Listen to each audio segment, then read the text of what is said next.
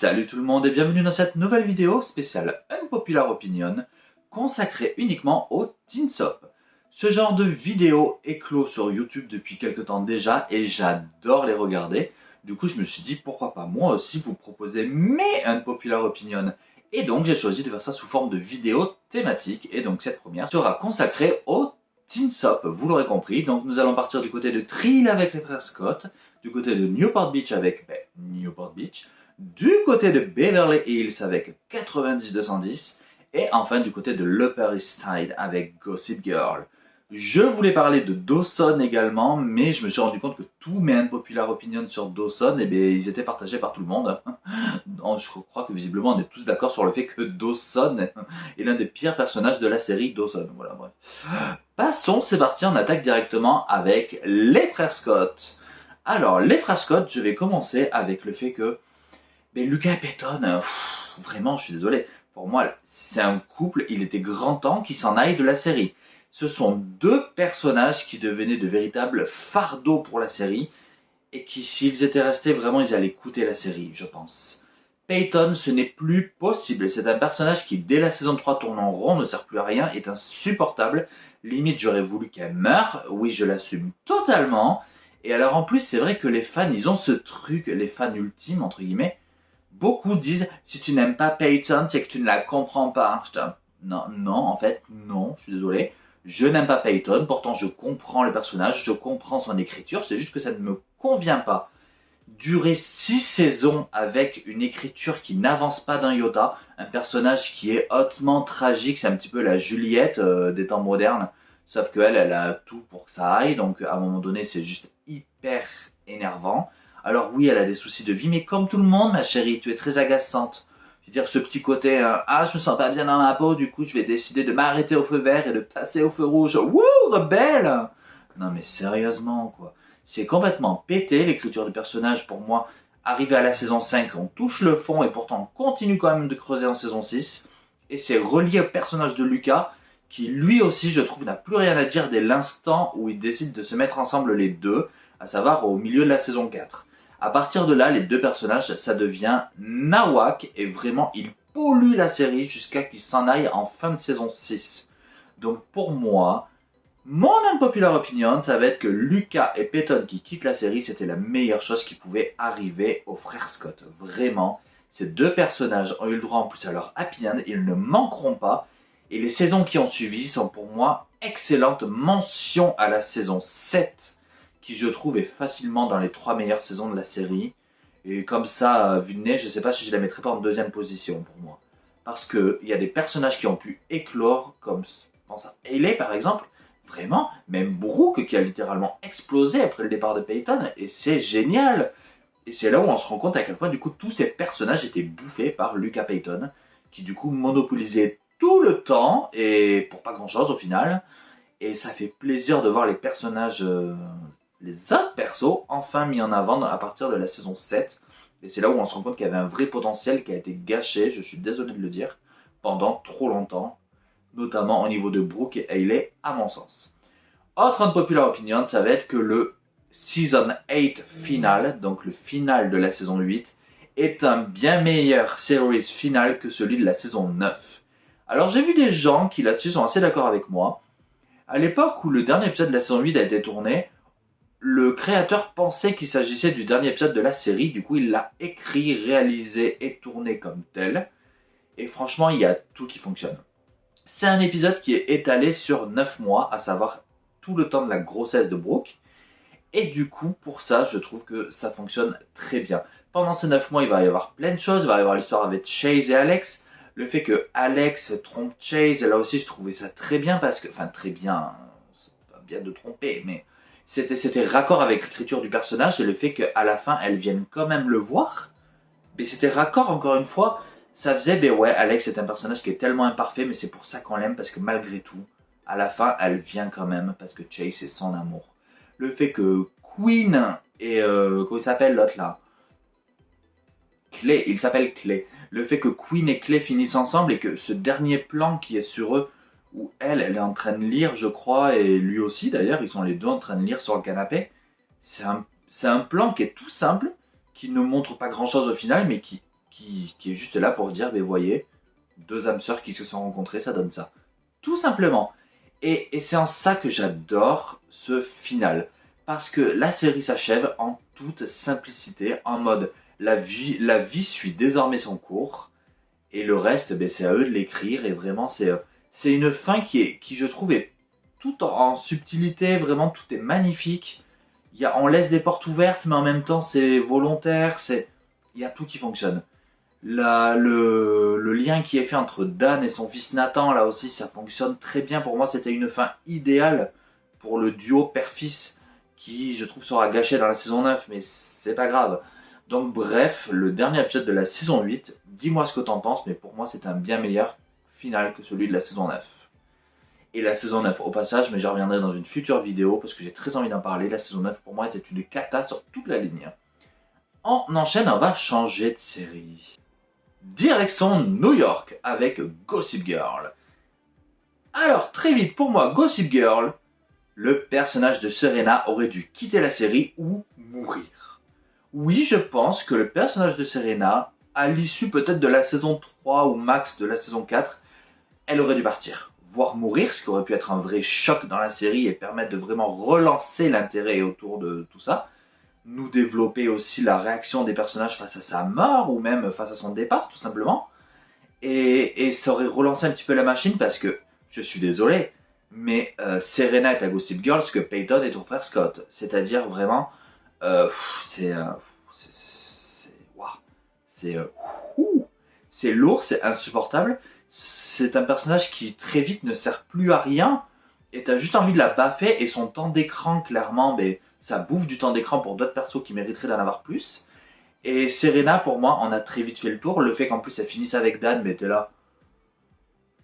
Ok, ouais, super, tout ça pour ça. On s'y attendait depuis le début. Voilà, c'était cousu de fil blanc et au final, ça fait pchit quoi. Donc non, Serena pour moi, c'est un personnage qui ne servait à rien depuis au moins la moitié de la série. Et oui, je pense que tuer le personnage aurait pu vraiment relancer la machine Gossip Girl à un moment donné où elle en avait grand besoin et où on n'a pas réussi à le faire. Et malheureusement, ça n'a pas été fait. Autre unpopular opinion. Je pense que Lily aurait fait une très bonne Gossip Girl. Ça aurait été, à mon sens, très crédible que Lily, ben, ce soit elle, en fait, depuis le début. Déjà parce qu'elle est très proche de Serena, qui, mine de rien, est un petit peu la tête du groupe d'adolescents. Elle est aussi souvent très connectée aux intrigues d'ados, que ce soit de près comme de loin. Et pour moi, du coup, ben, elle était crédible parce que elle avait assez de connexions un peu partout pour justifier que ce soit elle. Le fait que ce soit une ancienne de l'Upper East Side, on aurait pu le justifier assez facilement, mais en disant que voilà, hein, elle avait le seum, elle voulait revivre ses années d'adolescence, machin. Elle supportait pas que sa fille ne réussisse pas là où elle aurait pu réussir. Enfin voilà, il y a même limite un truc de jalousie avec Serena, ça aurait été incroyable. Mais pour moi, Lily aurait été une super Gossip Girl et ça aurait été super bien parce qu'on aurait pu développer tout un truc autour de ça. Quitte à ce que limite on le découvre au début de la dernière saison et que tout au long de la dernière saison, on développe le fait de pourquoi c'est elle. Voilà. Dernier unpopular sur Gossip, ça va être que Dan n'est pas un si mauvais Gossip Girl que ça. Et oui, je pense qu'en fait, ce qui a agacé les gens, ce n'est pas tellement que ce soit pas crédible, c'est plus le fait que ce soit un choix hyper facile. Vraiment. C'est le choix de facilité, comme si les scénaristes, 2 minutes avant la fin de l'écriture du dernier épisode, ils s'étaient dit ah, on n'a pas répondu à la question, vite, faut qu'un nom, vite, qui on peut mettre ben Dan, allez, très bien, allez, merci. Ça fait un peu ça, vraiment, on a l'impression que ça a été trouvé en dernière minute, en mode, il n'y a plus le temps, et du coup, ben, ça va pas.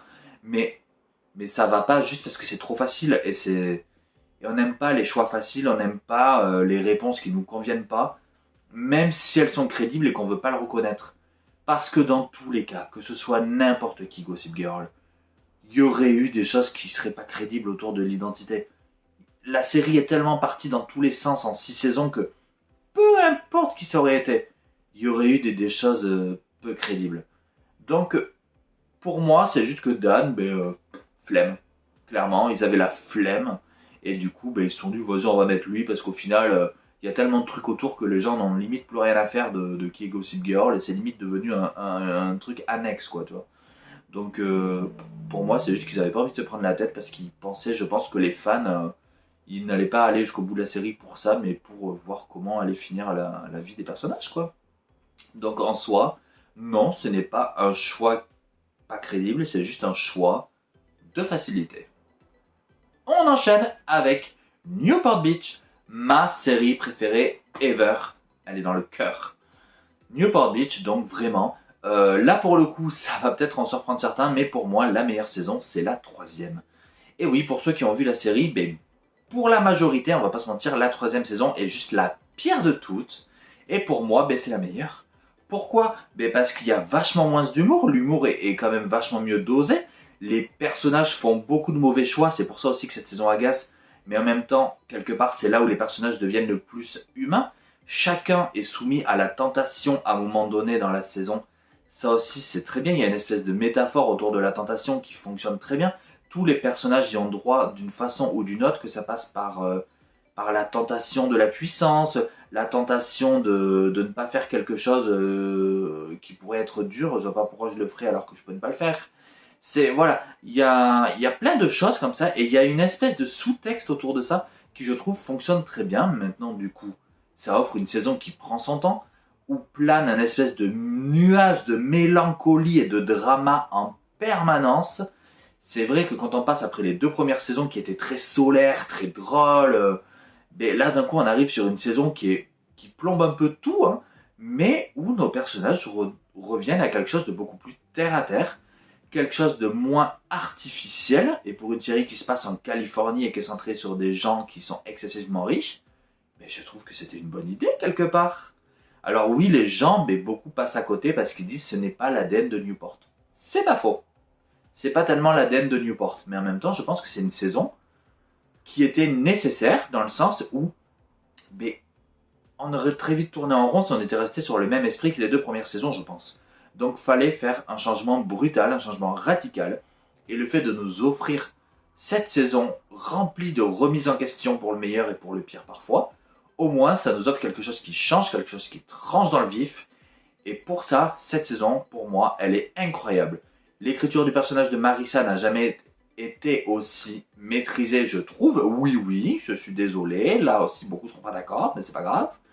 Pour moi, Marissa, c'est vraiment les montagnes russes dans cette saison. Elle t'énerve encore plus, elle t'énerve encore plus, puis ça va mieux, tu la réapprécies, et d'un coup, bam, arrive ce qui arrive, et du coup, t'es là, wow, vraiment, ça fonctionne très bien. Et je dirais même mieux, la saison 3 joue avec le spectateur. Donc pour moi, la saison 3 de Newport, c'est juste la meilleure parce que c'est celle qui est le mieux écrite et qui développe au mieux, entre guillemets, les états d'âme des personnages. Pour finir, direction Beverly Hills avec 90-210. Beverly Hills Nouvelle Génération. Ouh, ce titre français, je ne m'y ferai jamais. Le personnage de Annie est le meilleur personnage de la série. Là aussi, beaucoup ne seront pas d'accord. Mais pour moi, je trouve que c'est le personnage, encore une fois, le mieux écrit. On va pas se mentir, il n'y a aucun personnage qui a une écriture parfaite dans cette série, parce que il n'y a aucune saison parfaite, ni même d'épisode parfait dans cette série. C'est une série qui se regarde, qui est très sympa, mais qui n'atteindra jamais la perfection, quoi. Donc on est très loin d'autres séries Teen Soap, mais j'avais envie d'en parler. Donc Annie, pour moi, c'est un personnage qui va y aller crescendo. Dans les 2 premières saisons, elle va avoir des choix à faire, elle va avoir un peu un karma de mouise. Elle ne prendra pas les bonnes décisions, mais malgré tout, elle va les assumer par la suite. Elle fera des mauvaises rencontres, mais là aussi, elle va assumer ses choix. Dans la saison 4, quand enfin elle devient riche par inadvertance, oui, parce que clairement c'est ça, elle s'occupe d'une vieille personne et la vieille personne meurt et lui lègue toute sa fortune. Surprise! Donc c'est un peu cousu de fil blanc, mais c'est pour mieux emmener un sujet qui, je trouve, est super bien traité. Quelqu'un qui, entre guillemets, n'a pas beaucoup d'argent et qui du jour au lendemain se retrouve riche comme Crésus. Et du coup, c'était très bien développé avec Annie dans le sens où elle a du mal à gérer tout ça. Elle a ce besoin, entre guillemets, de redistribuer, d'où le fait qu'elle crée des associations, tout ça. Et j'ai trouvé ça très intéressant. Le fait qu'elle écrive un livre aussi sur ce qu'elle a vécu dans la dernière saison, j'ai trouvé ça très bien, très intéressant. Toute sa story avec Liam, alors ça se finit de façon précipitée, mais là aussi ils étaient faits l'un pour l'autre, Dieu merci, ils finissent ensemble.